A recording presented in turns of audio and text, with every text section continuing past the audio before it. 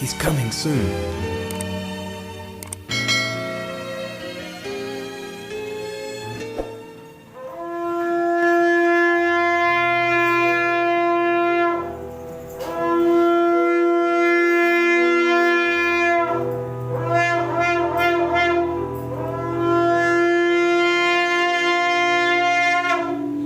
Shema Yisrael, Yahweh Eloheinu, Yahweh Echad. Shema Israel,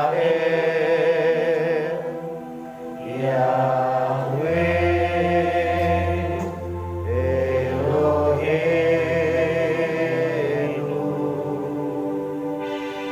Yahweh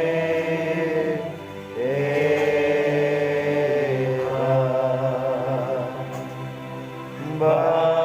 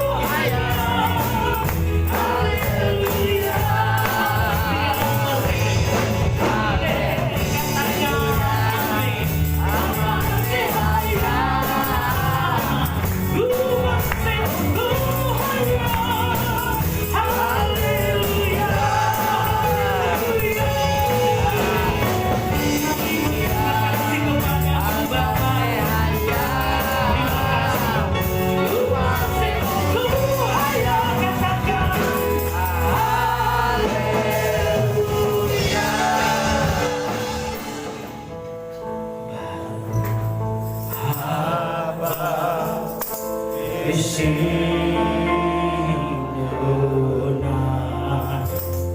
Haleluya.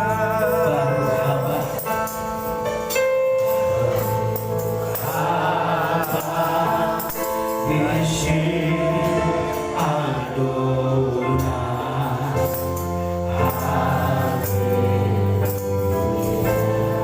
Sekarang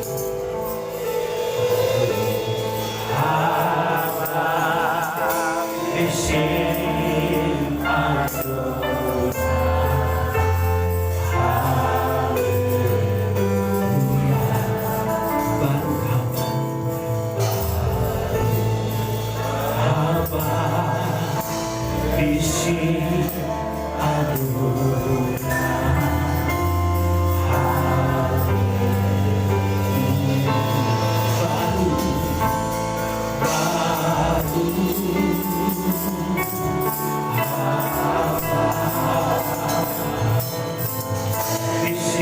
Baru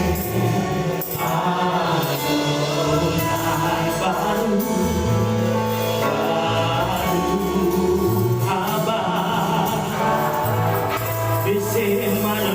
Adonai.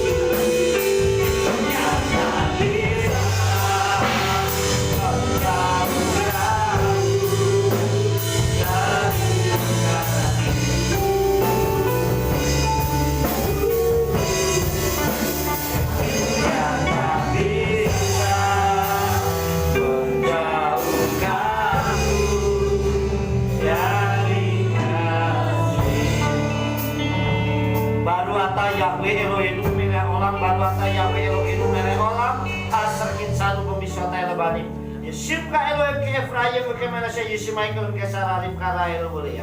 Bapa, kami tetap menyerahkan anak-anakmu sekolah Sabat ini ke dalam tangan-Mu. Baik mereka yang ada di ruangan ini maupun setiap mereka yang mengikuti live streaming di rumah mereka masing-masing. Kami berdoa buat mereka semua bahwa segala roh kutuk, nenek moyang, agamawi, keturunan, kemiskinan, kecelakaan, maut, penyakit, dan kebodohan kami tolak demi nama Adonai Yeshua Mashiach. Biarlah yang ada dalam diri mereka kekayaan, kemuliaan, sukacita, damai, sejahtera, berkat melimpah, masa depan yang cerah bersama dengan Engkau. Tumbuh menjadi anak yang sehat, tumbuh menjadi anak yang cerdas, bahkan kecerdasan 10 kali lipat dibandingkan anak zaman sekarang seperti Nabi Daniel. Bapa memberkati mereka menjadi anak-anak yang takut akan Elohim. Terima kasih Bapa. Sebentar kami merenungkan daftar Elohim-Mu. Urapi mempelaimu dan urapi seluruh kilatmu dengan urapan yang sama. Kuasailah pikiran kami, berbicara ya Ruach Kodes, karena kami siap mendengarkan daftar Elohim-Mu demi nama Adonai Yeshua Mashiach. Amin.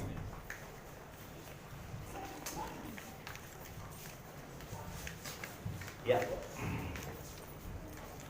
Kalau sudah tolong pintunya bisa ditutup. Shalom Aleichem. Apa kabarnya? Haleluya, luar biasa. Yes. Anak Tuhan, kita itu ya, Bapak Ibu Saudara yang dikasih oleh Tuhan, hari ini kita akan kembali dengarkan daftar Elohim. Ya. Yang saya beri judul yaitu merubah mindset, Saudara. Merubah pola pikir kita. Nah, apa itu merubah mindset, Saudara? Mindset itu, Saudara dikasih oleh Bapak ya, mindset dapat diartikan sebagai suatu kumpulan pemikiran yang terbentuk sesuai dengan pengalaman, dengan keyakinan, sehingga dapat mempengaruhi perilaku atau cara berpikir seseorang dalam menentukan sesuatu ya, menentukan suatu sikap, pandangan hingga masa depan seseorang. Jadi ternyata mindset itu bisa merubah. Mindset itu bisa dari pengalaman sehingga terbentuk suatu pemikiran yang sehingga bisa mengarahkan ke depan untuk menentukan saya itu mau ngapain. Seperti itu Saudara yang dikasih oleh Bapak Yahweh. Nah, Bapak Ibu Saudara yang dikasih oleh Tuhan, apa itu merubah mindset, Saudara? Kita akan lihat di dalam kitab Romiim atau Roma pasal 8 ayat yang ke-6. Romiim atau Roma 8 ayat 6. Di situ dikatakan demikian. Ki heyon habasar mawet wa heyon haruah kayim wasyalom. Sebab pola pikir daging adalah kematian, tetapi pola pikir roh adalah kehidupan dan damai sejahtera. Dan damai sejahtera dan shalom. Jadi Saudara, sebab pola pikir daging itu kematian. Artinya kalau mindset kita hanya urusannya itu duniawi terus, larinya nanti juga akan hilang dan habis Saudara. Karena pikirannya duniawi terus. Ada kata basar daging Saudara. Kiheyon habasar mawet. Sebab pola pikir daging itu kematian. Artinya menuju kematian, toh nanti habis.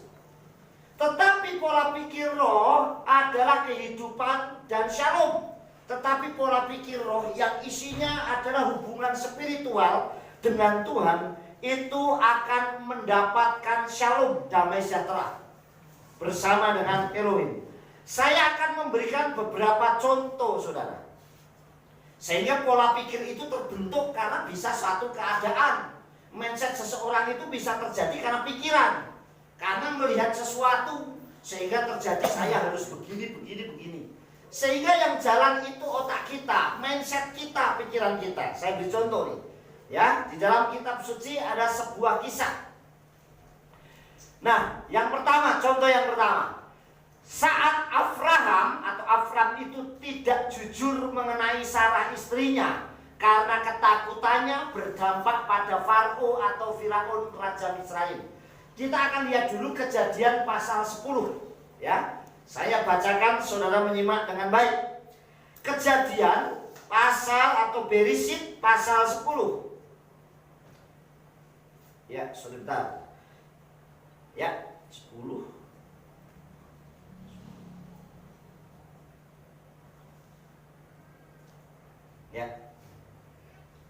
sorry, bukan 10. Kejadian pasal yang ke, sebentar, tak bukain dulu nih.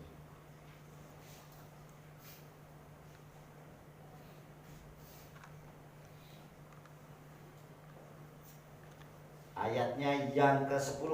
Kejadian pasal yang ke-10. Sorry, ini ayatnya nggak pas. Saya buka dulu.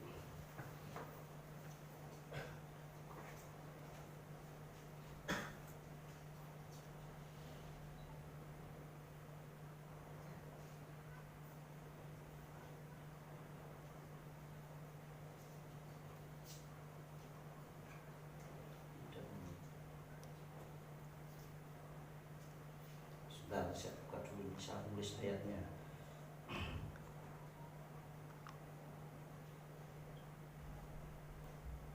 Ayat Kejadian pasal 12 ayatnya yang 10 sampai 20. Ini kejadiannya pasal 12.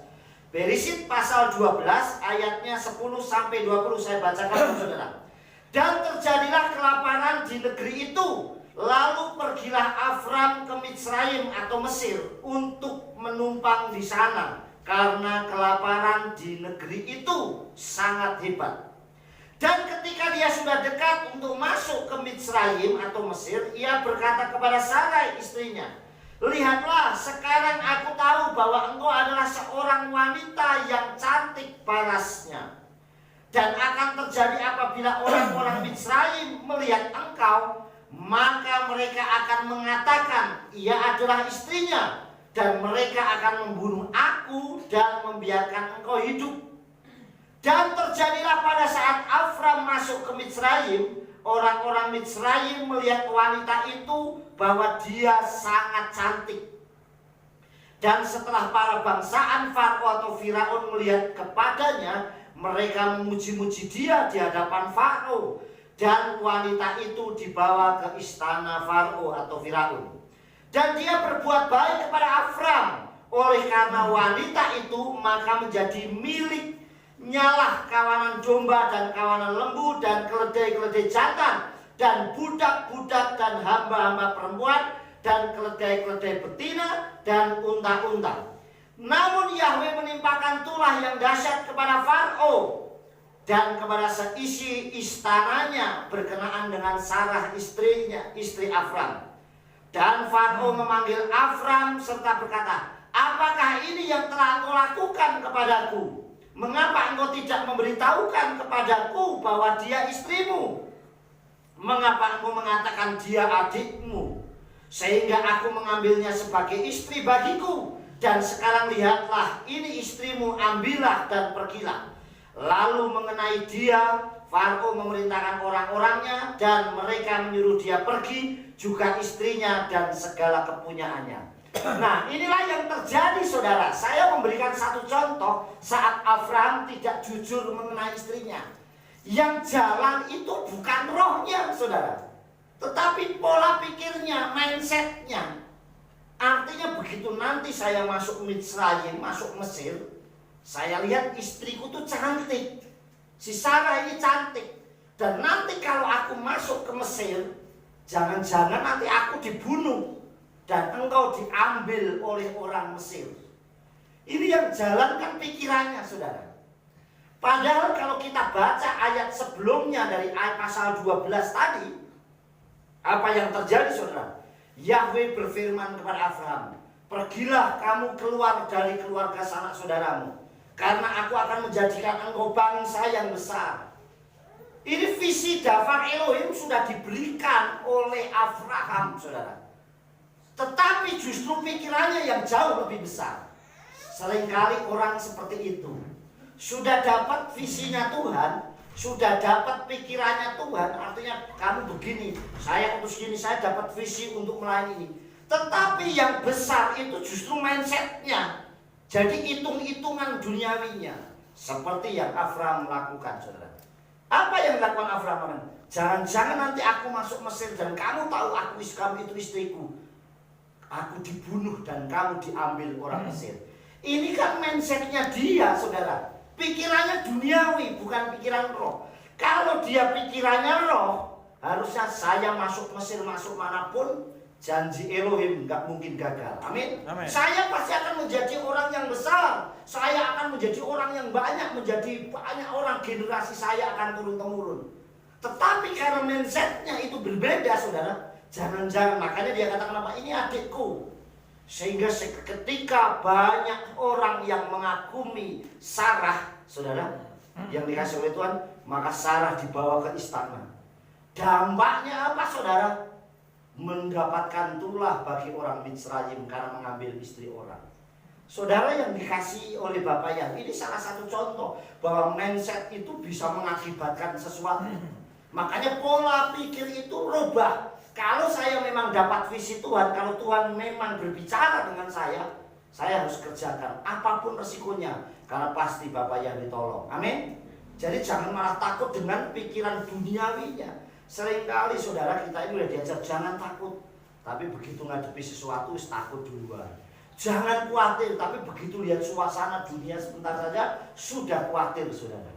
Nah inilah yang kadang pola pikir kita ini yang jauh bisa mengalahkan polanya roh, saudara. Kita lanjutkan.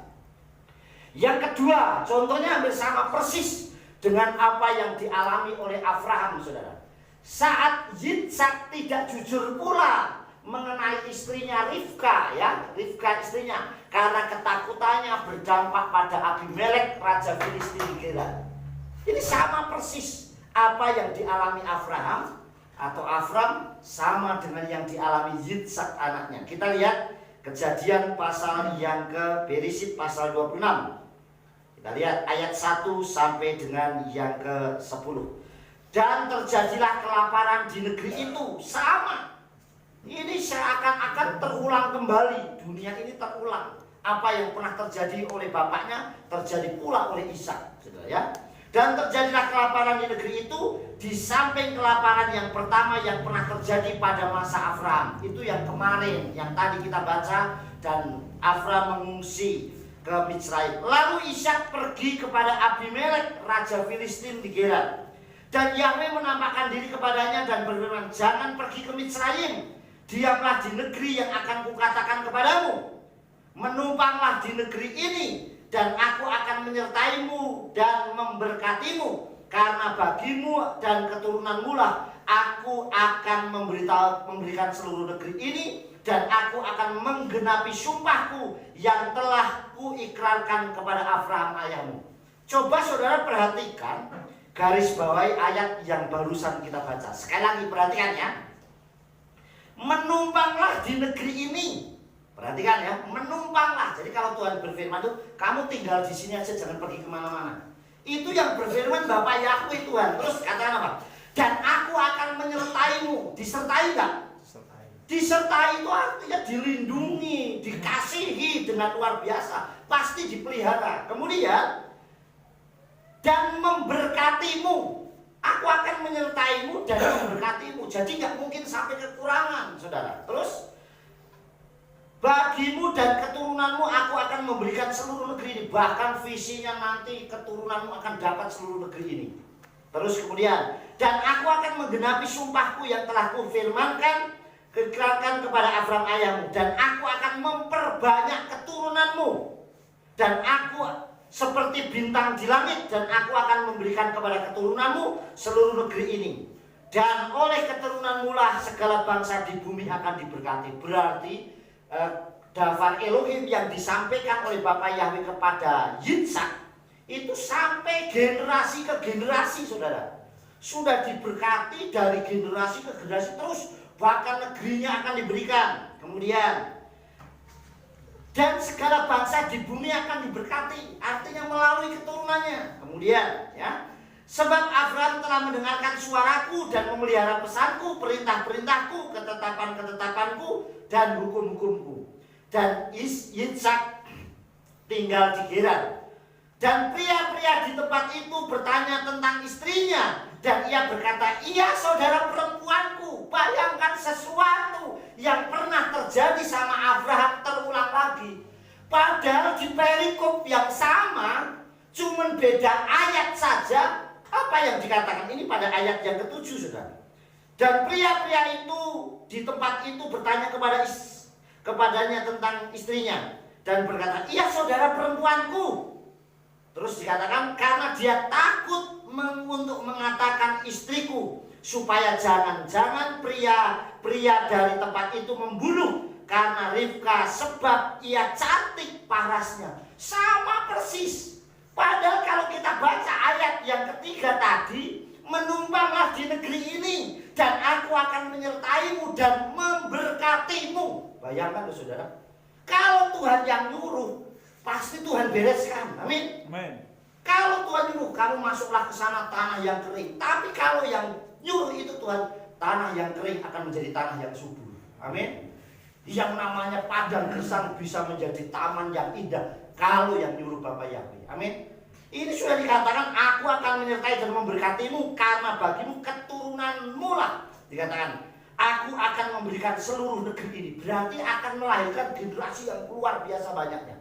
Tetapi di ayat yang ketujuh, dia saudara perempuanku, takut saudara. Pola pikirnya, mindsetnya berubah dengan apa yang Tuhan berikan tadi saudara. Terus, dan terjadilah ketika beberapa lama dia berada di sana, dan Abimelek raja orang Filistin melihat dari balik jendelanya, dia memperhatikan dan tampaklah Ishak sedang bermesraan, Yitzhak sedang bermesraan dengan Ribka istrinya. Maka Abimelek memanggil Yitzhak dan berkata, "Lihatlah, dia itu pasti istrimu. Namun bagaimana engkau berkata dia adalah saudara perempuanmu?" Maka Yitzhak berkata, "Karena pikirku, karena mindsetku, pola pikirku, jangan-jangan aku mati karena dia." Ini yang berpikir dunianya. Makanya pola pikir daging membawa kematian, pola pikir roh membawa kehidupan. Kalau mindsetnya itu memang berlihat yang dipandang itu Tuhan, nggak mungkin Tuhan biarkan. Ya nggak saudara? Pernah seperti apa yang pernah dialami oleh talmidimnya Yeshua? Sudah ada di perahu bersama Yeshua. Gara-gara ada angin badai yang besar, dia bilang, "Guru, kita binasa."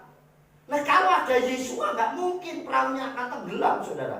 Sudah begitu banyak keajaiban yang dibuat Yeshua. Karena kalau perahunya tenggelam, maksud Yeshua nggak tenggelam? Nggak mungkin Tuhan Yeshua membiarkan muridnya tenggelam. Pasti tidak. Tapi karena pikirannya itu daging, ketakutannya lah yang muncul. Itulah yang terjadi saudara. Lalu berkatalah Abimelek, "Apakah ini yang engkau perbuat pada kami?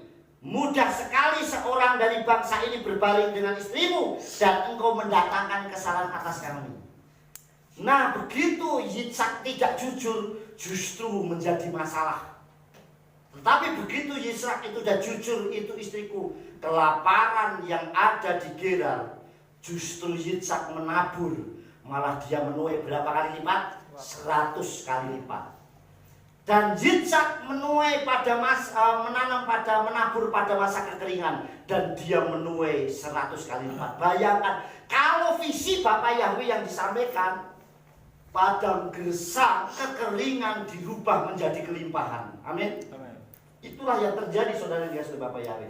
Jadi yang kedua, contoh yang kedua adalah hal yang sama seperti apa yang dialami oleh Avram. Jadi mindsetnya itu, pola pikirnya daging. Jadi sama dengan hidup kita. Kalau pola pikir kita itu daging, seperti kitab Romium tadi, pola pikir daging mendatangkan kematian, tapi pola pikir roh mendatangkan kehidupan dalam shalom. Saudara, shalom, memperoleh kehidupan tapi damai, ayem, saudara yang dikasih Tuhan. Makanya kalau orang sudah nggak jujur, mesti rasanya nggak enak. Ngapain saya tadi nggak jujur ya? Tapi begitu sudah jujur, sekalipun itu membuat orang terluka, kita seperti mungkin mengalami banyak hal, tetapi rasanya tenang, saudara. Ada kelegaan karena kalau kita sudah jujur. Saudara yang dikasih oleh Bapak Yahweh, Bapak Ibu saudara yang dikasih oleh Tuhan, kita lanjutkan ya. Nah, merubah mindset berdampak kepada kedamaian, sukacita, dan keselamatan pada diri sendiri, juga orang di sekitar kita. Ternyata merubah mindset kita itu bisa berdampak hal yang positif, yaitu bisa berdampak damai. Makanya orang harus tadinya bohong terus jujur, rasanya lego saudara. Aduh, ayo siapa yang ngambil ini? Saudara yang dikasih oleh Tuhan, mesti rasanya aku yang ngambil, tapi mau jujur nggak berani, saudara. Tapi begitu sendiri, tadi saya Pak yang ngambil, misalnya anak kecil kan gitu sekolah, saya begitu sudah rasanya lega, karena kejujuran itu hal yang sangat luar biasa, saudara. Saya pernah membaca sebuah artikel, saudara dikasih oleh Tuhan, ada seorang yang sukses, yang luar biasa suksesnya. Sekali waktu dia datengin gurunya, dia bilang begini, Pak Guru, seandainya Pak Guru tahu nggak siapa saya? Dia katakan, saya nggak tahu lagi kamu siapa, karena murid saya terlalu banyak, udah ribuan murid yang saya hasilkan. Seandainya Pak Guru dulu membuka aib saya, mungkin saya tidak menjadi orang yang sukses seperti ini, karena saya orang yang minder, orang yang berkecil hati. Dulu pernah terjadi kehilangan jam tangan. Ini saya baca sebuah kisah artikel yang bagus. Dan jam tangan itu yang ngambil saya. Di kelas ada anak yang kehilangan jam tangan, dan yang ngambil jam tangan itu saya. Seandainya Pak Guru itu dulu bilang itu yang ngambil si A, mungkin saya akan malu seumur hidup saya, dan saya menjadi orang yang sangat bersalah seumur hidup saya. Tetapi karena Bapak tidak membuka aib saya, dan Engkau guru yang bijaksana, maka saya bisa berada dan terjadi. Gurunya bilang apa? Saya pun tidak tahu kalau kamu yang ngambil. Baru tahu sekarang ngambil. Kenapa? Karena saat saya menggeledah tas murid-murid saya, mata saya tutup supaya saya tidak memiliki luka kepada murid yang saya layani. Artinya waktu dia itu ngambil geledah tas itu merem. Jadi tas siapa yang ada kita nggak tahu, sehingga dia tidak menuduh satu dengan yang lain. Ini sebuah kisah yang menurut saya luar biasa. Seringkali banyak orang begitu ada saudaranya yang mengalami aib, justru diumbar, diceritakan kepada orang lain. Kalau perlu tak permalukan sampai habis. Tetapi Yesua tidak seperti itu, saudara. Sama dengan apa yang dialami oleh Ham. Begitu lihat Noah atau Nuh ayahnya telanjang karena mabuk anggur, dia justru keluar ceritakan aib orang tuanya kepada saudara-saudaranya. Ayah kita telanjang, ayah kita mabuk dan telanjang. Tetapi berbeda dengan Sem dan Yafet. Dia masuk, dia ngambil kain, ditaruh di pundak satu, dan dia berjalan mundur. Yang jelas supaya saya tidak melihat aib ayahnya. Berapa banyak justru kita kalau menerima berita kadang belum jelas pun sudah di blow up, diumbar kepada banyak orang, sehingga kalau perlu dia malu seumur hidup. Padahal itu menjadi dosa yang luar biasa, menjatuhkan mental. Jadi saudara yang dikasih oleh Bapak, merubah mindset berdampak kepada kedamaian. Orang damai, dia merasa bersalah karena saya ngambil mencuri, tapi dia damai karena saya tidak tertuduh. Tapi saya jujur, saya mengakui kepada guru bahwa yang ngambil itu saya, saudara. Ada sukacita, karena kejujuran itu memang mahal. Jujur itu gak gampang, saudara. Dan keselamatan pada diri kita sendiri. Orang yang mau mengakui kesalahan adalah orang yang hebat. Sekalipun kadang kita tidak bersalah. Saudara yang dikasih oleh Bapak Yahweh. Kita lanjutkan, saudara. Perjumpaan Sakai, saya beri contoh, saudara, merubah mindset seperti perjumpaan Sakai atau Sakius dengan Yeshua HaMasyiah merubah mindset, merubah mindset dan dampak bagi kehidupannya. Ternyata merubah orang yang berjumpa Tuhan itu, makanya polanya harus berubah. Saya lihat justru yang terjadi banyak masalah itu di gereja, di gedung yang harusnya rohani. Gedung gereja, tempat ibadah itu harusnya seperti bengkel. Ada orang bengkel kalau mobil, yang rusak adalah bannya, berarti yang dibetulin bannya. Ada yang dirusak setirnya untuk mengendalikan atau pikirannya, mungkin pikirannya yang perlu dibenahi. Tetapi justru kadang di bengkel itu sendiri biang mobil sehat menjadi tidak sehat. Kenapa, saudara? Karena tukang reparasinya, tukang bengkelnya, montirnya yang harusnya tidak dibetulin, malah dibetulin dan dibongkar sehingga berdampak. Makanya jangan salah. Wah, sudah WL-nya, pengkhotbahnya berdoa dalam nama Yesus, tolak segala kuasa jahat, keluar tinggalkan tempat ini. Pulang ibadah gosip, ngomongin orang, berarti biangnya ada di sini. Sudah begitu, ibadah bukan konsen untuk mendengarkan khotbah. HP ini bagus karena kita bisa menyimpan semua aplikasi apapun untuk khotbah atau firman dengan versi apapun. Tetapi justru saat orang puji-pujian atau khotbah malah mainan Facebook. Saudara ngupload sesuatu yang di luar, melihat, wah, apalagi kalau lambe turah masuk, saudara, waduh senang, saudara, gosipnya luar biasa segala macam. Sehingga biangnya di mana, saudara? Jangan salah kalau ternyata di sebuah gedung ibadah ada orang yang kehilangan HP, ada yang kehilangan uang, ada yang gosip, ada yang menjatuhkan, ada yang blok sana, blok sini. Itulah yang menjadi biangnya. Harusnya itu ditutup karena kita semuanya adalah bengkel yang bisa memperbaiki orang lain. Amin. Harus tutup. Kalau misalnya ada orang yang bilang, wah ini begini, enggak. Saya selalu membuat, coba perhatikan kalau saya buat kata-kata. Seringkali saya ngomong kan, jadilah penyejuk di tempat yang panas. Jadi nak suasana ini lagi nggak nyaman, ini penyejuk. Jangan malah jadi kompor atau bensin meleduk, saudara. Jadilah tempat yang menghangatkan, di tempat yang sejuk. Artinya apa? Nah iki duduk sak mobil atau ibadah duduk, misalnya ini belum selesai ibadah kita nongkrong hujan nungguin adem aja.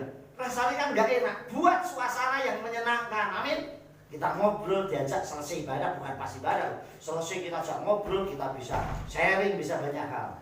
Nah biasanya yang model kayak gitu tuh Mas Lam tuh. Jadi kalau suasananya lagi adem, diem, wah, buat sesuatu yang lucu. Jadi suasananya menyenangkan hangat. Tapi sebaliknya kalau suasananya lagi rame, suami punya kewajiban menegur istrinya. Istri punya kewajiban menegur suaminya. Suami istri berhak menegur anaknya. Anak berhak mengingatkan orang tuanya. Sudah apa? Sudah lama. Nggak usah, itu bukan urusan kita, itu bukan urusan kita. Enggak. Kalau kita memberikan informasi yang benar. Amin. Amin. Itu menjadi suasananya teduh. Bukan menjadi suasana yang mengerikan. Makanya perhatikan seperti apa yang perjumpaan Sakai dengan Yesua Masih merubah mindset dampak bagi kehidupannya. Ini tertulis dalam Lukas 10 ayat 1 sampai 10. Di mana Sakai itu pengen ketemu Tuhan. Saya pengen lihat Yesua itu terkenal kayak apa sih? Seperti apa sih figurnya? Seperti apa sih wajahnya? Cuman kalau dia punya fisik, keterbatasan fisik yang luar biasa. Kalau kita baca pada ayat itu. Tetapi saudara yang dikasih oleh Tuhan, apa yang dia dapatkan, saudara? Perhatikan ya. Lihat, ada damai dalam kehidupannya. Begitu sudah ketemu Tuhan, rasanya senang. Sekarang saya tanya, kalau saudara ibadah itu senang nggak? Ayo yang senang angkat tangan. Makanya aneh kalau justru ibadah malah pulang punya masalah. Aku kesel, jengkel. Waduh, masuk ibadah tapi damai sejahtera hilang. Harusnya ibadah itu bukan karena saudara pengen ketemu saya, bukan karena saudara pengen ketemu, saya pengen ketemu sama Pak Yosef nih, karena saya mau beli pulsa. Tidak. Karena saya pengen ibadah itu karena saya pengen berjumpa dengan Tuhan. Amin. Nah, mau ketemu pacarnya ini seneng pol, kok ini ketemu Tuhan malah cemberut, malah kesel. Harusnya ketemu Tuhan itu malah sukacita. Amin. Amin. Sama dengan Sakai. Begitu ketemu Yesua berubah dia. Ada damai dalam kehidupannya, rasanya ketemu Tuhan itu luar biasa, saudara. Saudara yang dikasih oleh Tuhan. Dulu saya ada lagu pop tahun berapa ya? Mungkin 90-an deh. Semut merah, yang kalau salah judulnya itu. Ada ya? Di sekolahan ada semut merah di pojok. Dulu kalau mau ketemu itu begitu, saudara. Memang itu gambaran si pencipta lagu begitu. Ada semut merah, kan itu ya. Yang berbaris di dindingnya. Semut ini sih baris, mau merah, hitam. Untungnya lah beli semut merah. Bisa aja semut hitam. Ada juga semut ngangkrang, kan itu juga. Saudara yang dikasih oleh Tuhan, berbaris di dinding menatapku curiga. Saya belum pernah lihat semut curiga gitu kayak ompong gitu, saudara. Kalau gurunya yang curiga ada sih.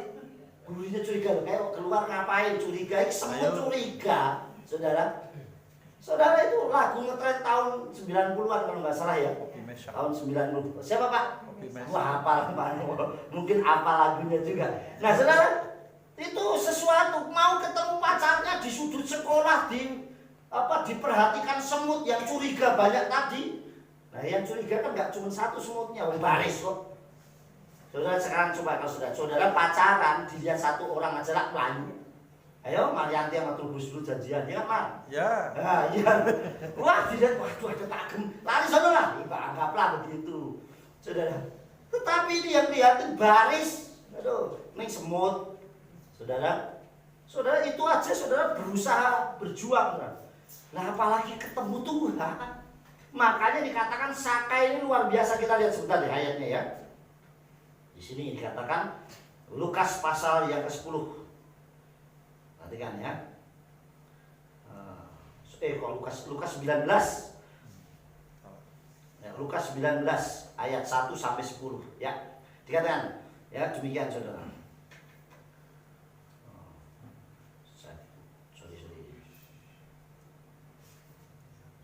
Nah, dikatakan dan setelah memasuki Yeriko dia melewati kota itu dan tampaklah seorang pria yang namanya dipanggil Sakai. Dan dia adalah kepala pemungut cukai, dia juga seorang yang kaya. Dan dia berusaha untuk melihat Yesua, siapakah dia. Tetapi dia tidak dapat karena kerumunan orang itu, sebab tubuhnya pendek. Dan dengan berlari mendahului dia, naik ke atas pohon, pohon ara supaya dapat melihat dia. Karena dia akan segera lewat melalui jalan itu. Artinya kerinduannya ketemu Tuhan itu luar biasa. Coba kalau sekarang orang model Sakai nggak perlu datengin pendetanya yang datang, betul nggak? Ayo coba kalau ada konglomerat datang, Pak, mau ke rumah dong mampir, datang nggak kira-kira pendetanya? Wah, kalau perlu sak jemaatnya tak bawa kabeh. Saudara, wah pengusaha kok orang kaya, betul nggak saudara? Wah, saudara yang dikasih. Tapi apa yang terjadi? Sakai tidak, dia yang berusaha ketemu Tuhan. Dan dengan berlari dia naik ke atas pohon supaya dapat melihat dia. Karena dia akan segera lewat melalui jalan itu. Dia yang berusaha untuk ketemu Tuhan. Ini orang kaya tapi pengen ketemu Tuhan. Nah sekarang tidak, model sekarang ini sudah jarang saya lihat. Makanya saya ada seorang yang kenalan saya. Seorang tante ya usianya 70-an tahun deh. Waktu ketemu saya bilang, aduh Pak, kenapa saya ketemu Pak Yifta baru sekarang? Semua orang yang ketemu saya pendeta semua tapi mengecewakan. Lu banyak pendeta yang mengecewakan saudara. Saudara yang dikasih oleh Tuhan kita belajar. Harusnya kita melayani dengan sungguh-sungguh saudara. Kadang saya sungkan kalau datang ke rumahnya. Saudara yang kasih oleh. Tapi saya motivasinya benar sampai saya bilang, tante saya anterin kemana? Tak anterin tante, sudah saya jualin rumahnya segala macam. Aduh Pak Yifta, saya kenapa ketemu baru sekarang? Sampai bilang begitu saudara. Nah dan lanjutnya, dan ketika Yesua tiba di tempat itu, seraya memandang ke atas, dia melihatnya dan berkata kepadanya, Sakai, dengan bergegas turunlah, karena rumahmu haruslah aku tinggal hari ini. Coba ini ibaratnya pucuk dicinto ulam tibo, ya, pucuk dicinta. Aku pengen ketemu Tuhan, tapi Tuhan bilang aku mau ke rumahmu nih. Coba apa enggak luar biasa sukacitanya. Perjumpaan Tuhan itu membawa dampak sukacita. Ada damai. Kalau saudara pergi ke ibadah tapi enggak ada damai, jangan koreksi orang lain, koreksi hati kita. Amin. Koreksi hati kita sendiri, jangan koreksi hati orang lain. Tapi hati saya kenapa kok saya enggak ada damai sejahtera. Kemudian yang kedua, ada sukacita dalam kehidupan berubah. Sukacitanya benar-benar tadi saya bilang seperti begitu. Sakai ketemu Yesua itu berubahnya luar biasa. Dan dengan bergegas dia turun dan menyambut dia sambil bersukacita. Enggak nyantai, sebentar Tuhan, aku yang penting udah ketemu Engkau, sudah deh, sudah selesai cukup. Aku tak di pohon aja, sudah mau lewat-lewat aja. Tidak, dia bergegas. Saudara tahu artinya bergegas? Cepat, segera, gesit. Wah luar biasa saudara. Itu artinya dia bergegas. Dan dikatakan apa? Ada sukacita, senengnya ketemu Tuhan. Makanya saya kalau sudah ibadah itu rasanya, aduh saya mau ketemu Tuhan lagi, itu rasanya seneng, saudara. Rasanya sukacita. Kemudian, saudara, yang ketiga, ada keselamatan dalam kehidupannya. Bukan hanya damai, bukan hanya sukacita, tapi keselamatan. Itu hal yang tidak bisa dibeli dengan apapun. Saudara, keselamatan kita lihat. Ya, namun setelah melihat itu mereka semua bersungut-sungut sambil berkata, Dia telah datang untuk tinggal bersama seorang yang berdosa. Dimanapun orang suka gosip itu mesti ono. Tidak jaminan itu orang biasa, pelayan Tuhan ataupun pendeta. Lihat nih, tetap aja Yesus mau datang ke tempat sakit, si gosip ya ada. Ngapain dia datang ke orang berdosa? Pengennya orang itu suruh memperhatikan si A terus, si B terus. Tidak, saudara. Terus katakan ini. Namun sambil berdiri Zakheus berkata kepada Tuhan, lihatlah setengah dari apa yang menjadi milikku, Tuhan, aku memberikannya kepada orang-orang miskin. Dan sekiranya dari seorang ada sesuatu yang pernah aku gelapkan, dan aku akan mengembalikannya 4 kali lipat. Loh, orang yang berjumpa Tuhan, pola hidupnya berubah. Sing pelit, orang pelit yang suka ngambilin milik orang lain, kembalikan.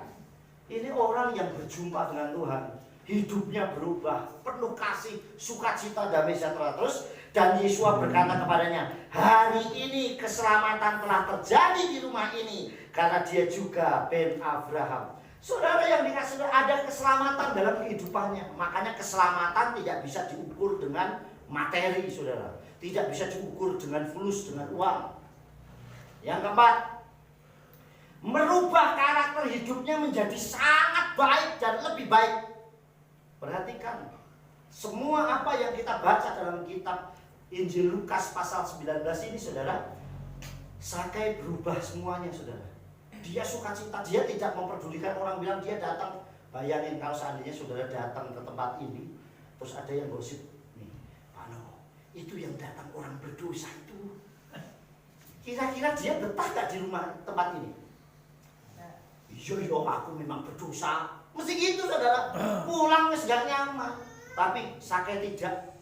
Karena fokus saya bukan pada si penggosip, bukan sama si pencemooh. Fokus saya sama Yesus. Amin. Jadi kalau saudara ibadah, fokuslah sama Tuhan.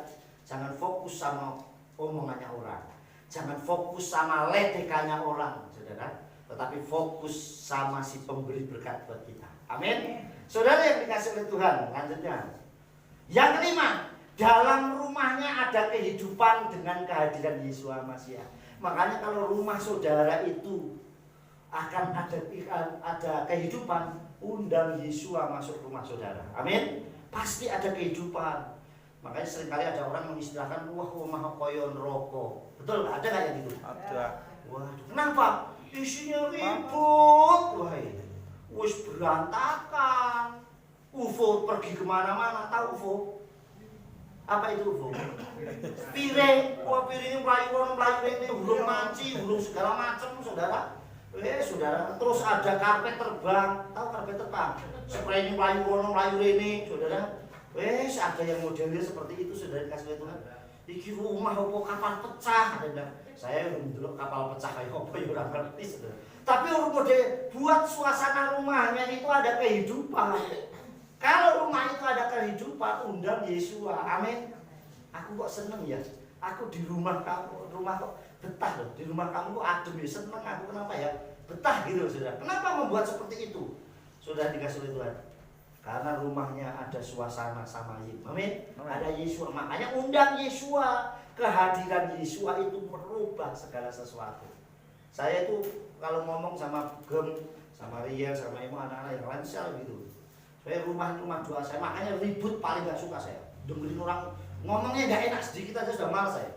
Kalau bisa ngomongnya ngegas lah. Ngegasi orang, gas banter, gak gas itu. Rasanya gak enak. Kenapa? Karena saya sudah terbiasa dengan omongan yang tidak ngegas. Tapi kalau orang yang sudah biasa ngegas, ya susah. Saya selalu ibaratkan kenapa sudah? Kenapa orang nak berantem itu kok teriak? Karena hatinya jauh itu. Coba suami istri kayak Pak Nono deket nih, berantem, lah ngomongnya kayak gini. No, aku nesu lho kowe. Aku ki nesu. Kuwi jenenge nesu rayu. Nesu kamu itu loh. Wah, mesti gitu. Padahal deket, enggak usah teriak pun ya denger saudara. Kenapa? Hatinya jauh. Tapi kalau orang yang hatinya dekat, lambo anaknya di Amerika, ada di Taiwan, di Hong Kong, di Ukraina sekalipun, mesti hatinya akan kangen. Aduh, kamu lagi udah makan belum? Sehat enggak? Gimana kondisi keadaanmu? Karena hatinya dekat. Paham saudara? Lanjut ya, kita lanjutkan. Nah, saudara yang dikasih oleh Bapak Yahweh, perhatikan, merubah mindset nih, ya. Merubah mindset dalam kehidupan kita akan berdampak positif dan pasti semakin baik bagi kita bersama Abah Yahweh bersama Yeshua Mashiach. Merubah mindset itu pasti berdampak sesuatu yang luar biasa. Sekarang ini adalah gambaran Nick waktu kecil. Tahu Nick Fujisik ya? Ini waktu kecil. Kira-kira begitu dia bayi ini lahir, orang tuanya ngomong apa saudara? Kira-kira belai iki Pak, anakku piye to Pak? Gitu. Saudara, waktu mungkin mbokne iki sapa? Apa begitu saudara? Saudara, orang tuanya menentukan hal yang luar biasa saudara. Gara-gara dia sekalipun tangan kakinya dia tidak ada, orang tuanya hebat. Saya akan mendidik dia menjadi orang yang berhasil. Amin. Ini mindset dia dirubah. Mungkin anak seperti ini akan mindernya luar biasa, betul nggak? Karena aku tidak seperti kebanyakan orang. Tetapi justru kalau saudara lihat video-videonya dia, saya pun banyak belajar dari beliau saudara. Dia bisa main komputer hebat.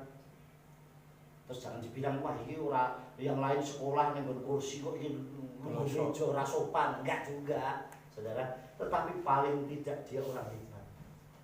Dia bisa berenang, dia bisa main golf. Saya megang stick golf aja belum pernah loh.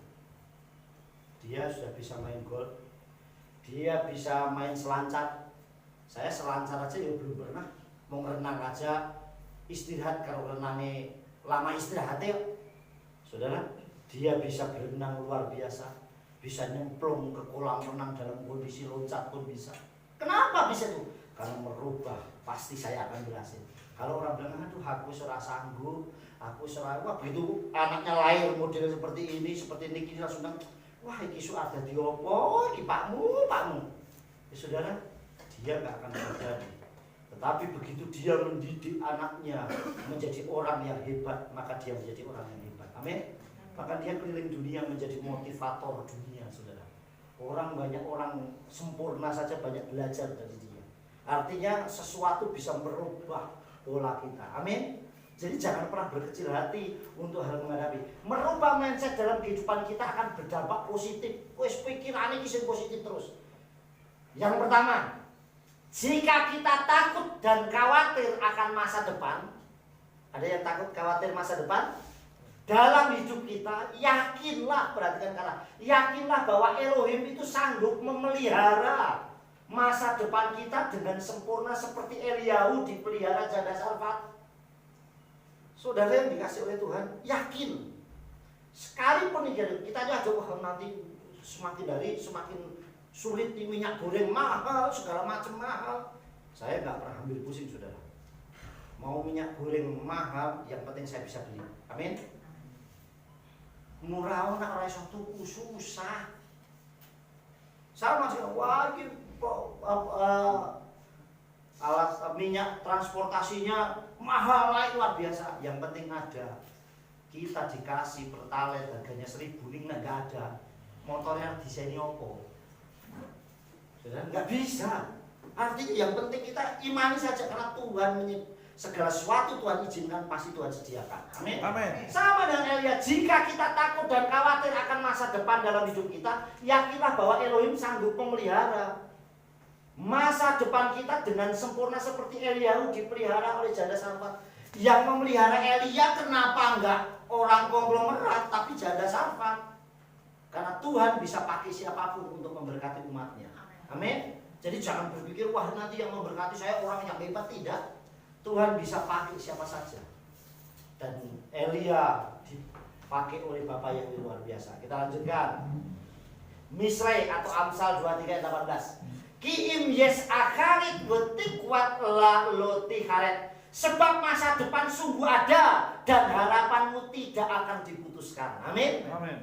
Sungguh perhatian. Sebab masa depan itu sungguh ada. Jadi kita nggak perlu takut untuk ke depannya ngapain. Wes nggak perlu ambil pusing. Nggak usah takut. Dan harapanmu tidak akan diputuskan. Harapan kita nggak akan diputuskan, saudara dikasih oleh Bapak Yahweh. Jadi kita nggak perlu takut. Buktinya siapa? Si Yitzhak. Begitu dia, kamu nggak usah pergi ke Misraim, kamu cukup di Filistin, di Abimelek. Begitu sampai di situ, aku akan memberkatimu. Nanti aku akan memeliharamu sampai keturunanmu. Lalu sudah dikasih firman Tuhan yang hebat kayak gini kok masih bangun aku dipateni piye? Buktinya apa? Begitu masa kekeringan, Yitzhak nabur justru menuainya 100 kali lipat. Ini kan hebat. Harusnya kalau masa kekeringan kan nggak mungkin bisa hidup, tetapi justru bisa memberkati 100 kali lipat. Amin. Amin. Terus yang kedua, saudara, jika kita takut dan khawatir akan penyakit kita, nah kita khawatir tadi masa depan, takut kita punya penyakit, yakinlah bahwa Elohim sanggup menyembuhkan segala penyakit. Sekalipun dunia sudah tidak dapat membantu dan menolong kita, selalu ada harapan dan kehidupan di saat Yesua masih hadir dalam kehidupan kita. Selalu ada harapan. Kayaknya sudah tutup, sudah. Buktinya apa? Orang lumpuh di Bethesda. Begitu ketemu Yesua ada harapan dia bisa berjalan. Padahal saudara tahu berapa lama dia lumpuh? 38 tahun. Kemudian El-Azhar, dia sudah mati dan dikubur 4 hari. Sekalipun sudah mengalami kematian, ada Yesua, ada pengharapan untuk kehidupannya. Amin. Kemudian anak Yairus sudah mati pun dan dinomor 2 kan, karena lebih duluan orang yang sakit pendarahan selama 12 tahun. Tapi keajaibannya justru 2 kali lipat dibanding orang yang sakit pendarahan. Anak janda di Nain yang telah mati ketemu dengan Tuhan, berubah semuanya. Makanya dikatakan jika kita takut dan khawatir akan penyakit kita, yakinlah bahwa Elohim sanggup menyembuhkan. Pasti Tuhan sanggup. Ya, tidak sanggup, dikatakan sanggup menyembuhkan. Sekalipun dunia sudah tidak dapat membantu dan dunia bisa tidak dapat menolong dan membantu kita, tetapi Tuhan pasti selalu dapat dan membantu menolong kita. Yang terakhir ayatnya Yeremiyahu. Ya. Yeremiyahu pasal yang ke-17 ayat 14 ya. Rafaini Yahweh wa arafe hosyeni wa lusea kita hilati ata. Sembuhkanlah aku ya Yahweh maka aku akan sembuh. Ini perkataan yang membangun. Sembuhkanlah aku ya Yahweh maka aku sembuh. Selamatkan aku maka aku akan selamat, karena Engkau adalah pujianku. Coba bisa kita ngomong, Tuhan sembuhkanlah aku, Tuhan Amen. pasti aku akan sembuh. Tuhan sembuhkanlah ekonomiku, karena aku yakin Engkau sanggup menyembuhkan. Amen. Dari yang tidak ada menjadi ada. Amen. Jadi Bapak Yahweh pasti sanggup menyediakan dengan luar biasa. Yang terakhir saudara, ingat, yang membuat kita menjadi takut dan khawatir adalah pikiran kita sendiri. Paham saudara? Yang membuat kita khawatir, kita tertuduh, itu pikiran kita sendiri. Waduh, aku harus kayak gini mulai besok, gimana saya. Jadi ingat, perhatikan, yang membuat khawatir dan takut itu adalah pikiran kita sendiri. Perhatikan Matius 6 ayat 33-34, kita baca bersama-sama dengan suara yang keras. 1, 2, 3. Laken anti aku layom makar, yo makar yitak leatsmo dai layom betsaratu. Oleh karena itu janganlah khawatir akan hari esok, karena hari esok akan mempunyai kekhawatiran sendiri, kesusahannya sendiri. Cukuplah untuk sehari. Jadi nanti masalah sudah, wis masalahku selesai karena besok saya bersama dengan Elohim sanggup melakukan segala perkara. Amin. Yahweh sanggup menyediakan dari yang tidak ada menjadi ada, dari yang sakit menjadi sembuh, dari duka cita menjadi sukacita dan kebahagiaan. Amin. Yang terakhir saudara bangkit berdiri, kita baca bersama-sama. Yuk kita baca bersama-sama ya. Sudah? Baca bersama. 1, 2, 3. Bersama Abba Yahweh Elohim bersembih suara Masya tidak ada ketakutan dan kekhawatiran dalam hidup kita. Haleluya, amin. Yes. Kitanya diganti namanya sendiri. Saya lagi ya. 1, 2, 3. Bersama apa Yahweh Elohim bersama Yeshua HaMashiach, tidak ada ketakutan dan kekhawatiran dalam hidup kita. Haleluya, amin. Yes. Beri tepuk tangan buat Tuhan. Ya, silakan duduk saudara. Kita nasmikata bunga puteka diasir soneka kasar masyamayim nambaret Elohim penutan baruhayon kumakalan wal kokotenu kasar makan mananu makaya biru wa biru di sayor kita kasar mengira ilaiha mamlaka ya tebura wa hati benar lawal mi olami amin. Mari Bapak Ibu serta Sultan arahkan hatimu dan pikiranmu dan angkatlah kedua tanganmu dan terimalah berkat dari Allah Yahweh. Yevareka Yahweh wa yismireka.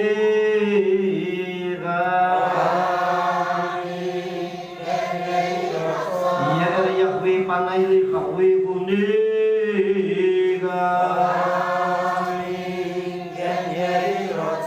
Yesa Yahweh panai leka Yasib leka shalom. Amin. Kanyai rosa. Barat basade. Amin. Kasterot sunika. Amin. Barat kami serteka. Barat babu ika bertabet seteka. Barat Yahweh elinu menalam bersama dengan Yeshua Mashiach berubah rezeki la olam.